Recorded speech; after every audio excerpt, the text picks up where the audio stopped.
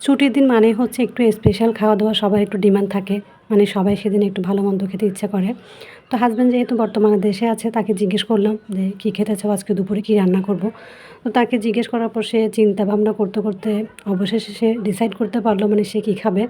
তো বলল যে সে খিচুড়ি খাবে। তো আমি এই যে ভুনা খিচুড়ি রান্না করলাম আজকে চিনি গুঁড়া চাল দিয়ে।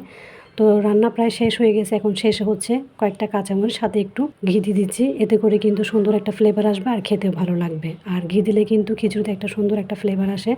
তো সবশেষে হচ্ছে একটু পেঁয়াজ বেরেস্তা দিচ্ছি। এতে করে কিন্তু রান্নার লুকটাই চেঞ্জ হয়ে যায়। মানে খিচুড়ি দেখতেই কিন্তু আলাদা একটা সুন্দর লাগে। যেকোনো রান্নায় যদি একটু বেরেস্তা দেওয়া হয় তাহলে কিন্তু রান্নার দেখতে এটা আলাদা একটা সুন্দর লাগে। তো এই তো আমার খিচুড়ির ফাইনাল লুক। আজকে হচ্ছে আমাদের শুক্রবারের আয়োজন এটাই ছিল। তো খিচুড়ির সাথে আজকে যা রান্না করেছি সেগুলো হচ্ছে যে যদিও কিছু তেমন একটা রান্না করি নাই, ফ্রিজে আগে থেকে কিন্তু গরুর মাংস রান্না করা ছিল।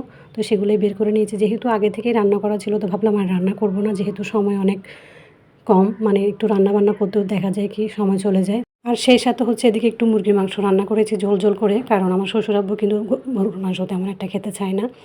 তো সবশেষে হচ্ছে এই যে যখন খাওয়ার আগ মুহূর্তে একটু গরম, গরম ডিম ভেজে নিব। কারণ খিচুড়ির সাথে ডিম ভাজিটা খুব ভালো লাগে। আর হচ্ছে এই যে শসা, লেবু, কাঁচামরিচ নিয়েছি। তো এই তো আলহামদুলিল্লাহ আজকে আমাদের শুক্রবারের আয়োজন এটাই।